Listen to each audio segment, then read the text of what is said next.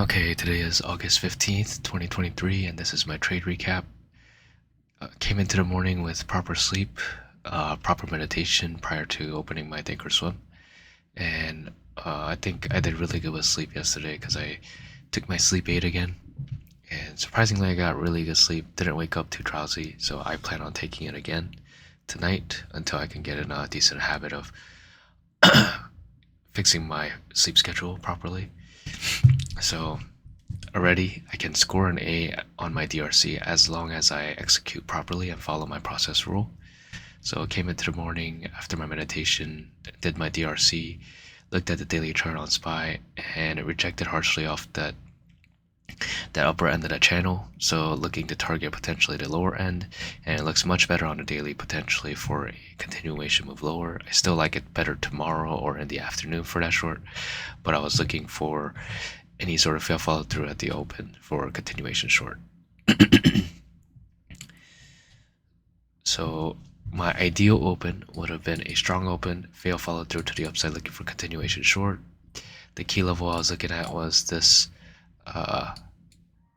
the support from this breakout level, so this 88 level, 4488 level, to act as resistance, and then once it breaks back below under that 4482.06, I was looking for potential short side trades.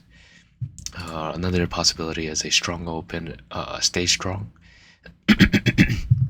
In that case, I was just going to stay on the sidelines and wait for a short at the higher test of that potential channel again and that key level from yesterday. But that's probably not going to set up until the afternoon either. So for the immediate opens, I was waiting for a week open, reclaim long potentially, retesting that supply zone or the demand zone from yesterday and prior days, and then look for some sort of reclaim and then stop out all those premature shorts into a much needed bounce, and then anticipating that bounce will reject for a continuation short going into the afternoon. But you can make sense of the risk reward if it had a weak open for reclaim long scalp. And another possibility was a weak open, stay heavy, stay weak. And in that case, I'm looking for sellers to remain present at these levels, and those key levels continue to act as resistance, and then you could take that continuation short. So the actual open actually ended up being a strong open, fail follow through, looking for continuation short, which is right over here. Almost picture perfect to how I drew it. My executions were a little sloppy, and I'll go over that in a second. Mainly with the just time of day. So the first trade I took was on the 1 minute chart. It was a bear flag short.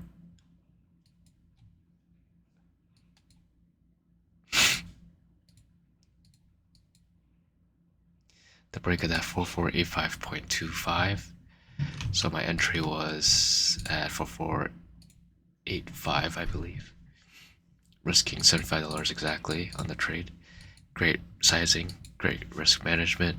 However, this trade should have been avoided altogether because of the context of the trade.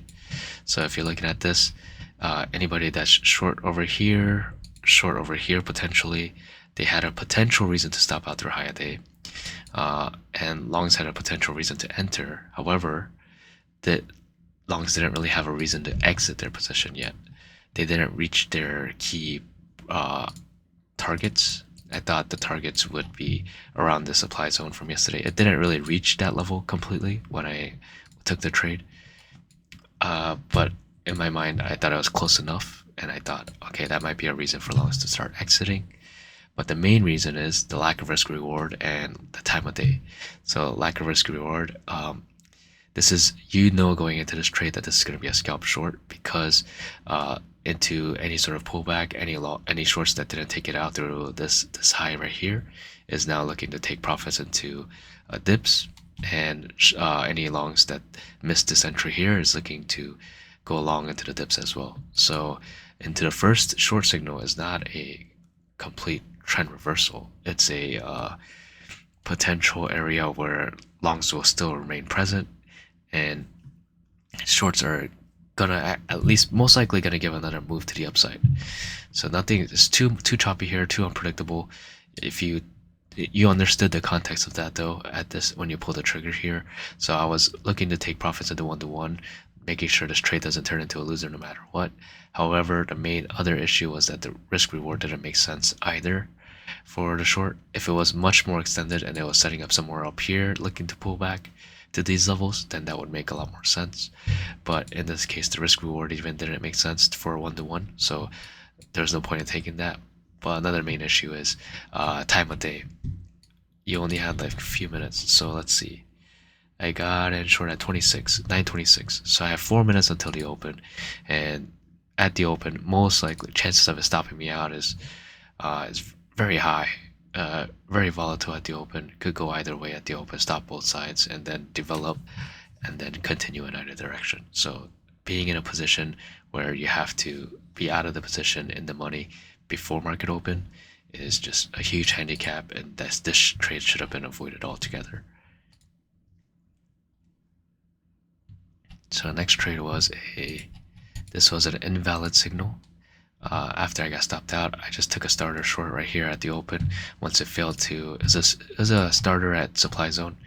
It followed through to the upside right here into VWAP and that supply zone, and it rejected harshly. I took some shorts into the bounce, chased some short as well, and then into the next retest of the supply zone. I'm risking off the high a day, added some more position here.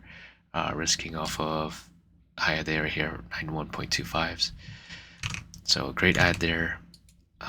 One mess up that I may have done here was at this candle here, I took more adds into the supply zone, now risking tied off this level, 90.85, 80 level, and then once it broke above, once it tested this trend line 3 times, and then trap shorts as well potentially, and looking to flag out over here, this is an area where I thought buyers may step in and shorts might be in trouble, so I need to get the fuck out of my position on this candle. So the reason I did that is because I took the aggressive adds here into the supply. Otherwise I could have rested off high day and I would have stayed in the trade and there was no reason to exit. But because I took that aggressive adds, I had to respect my stop here, just stay on the sidelines and see what it does. If buyers really do step in here, then I'll stay on the sidelines. If buyers fails to step in, then I'm open to re-entering for that potential short. So the next trade was that re-enter for that potential short where buyers failed to continue higher and that supply zone stayed heavy. So I took that add into this short right here, 5 contracts, risking off this level. Good job not chasing more contracts short here. I was a bit tilted that I did kind of stop out through the highs right there and missed this rejection candle. I was not fast enough, so I did chase partial shares, but I waited for some to fill into pops. Those pops never happened, so I just canceled those orders. So into the first wash, I locked in some profits into 1 to 2, and then just to keep the trade a winner no matter what, and then the rest into price target here. Once it broke below this 4475, 476 level, and then reclaimed harsh, this candle right here is where I covered out the rest because a bounce is necessary for that correction. Even if it wants to continue higher, a bounce is necessary into this extended move from highs to this level right here. Makes no sense to be holding any sides there, so covered everything out into there. Next trade was a bounce short. This was a great trade, very good trade. So in that case where I was already in that position short, the chart looks good for that continuation short, but where is it?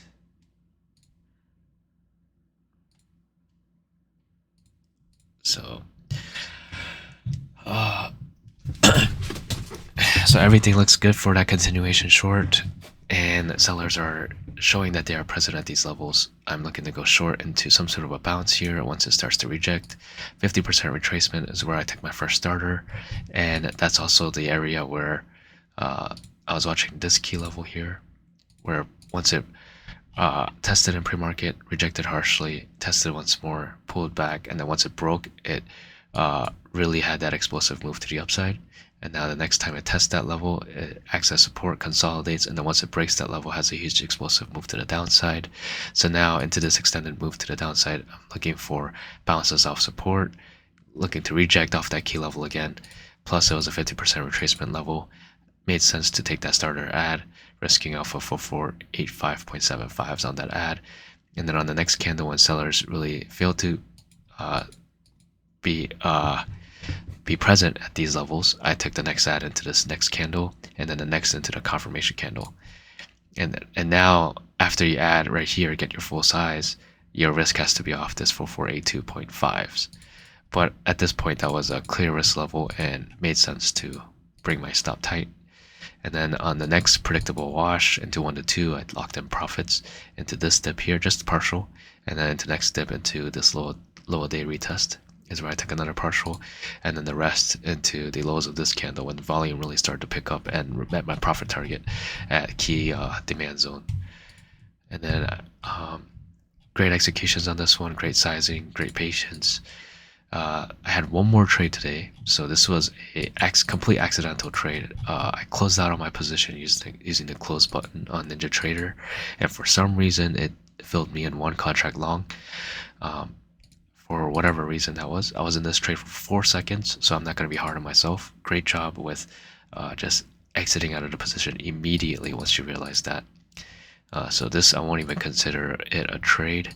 Great job, not waiting for a pop or any sort of pullback, anything, just taking it out immediately as soon as you noticed that it filled you in an extra contract for whatever reason. So that was that for that. Going into tomorrow, same. Where is it?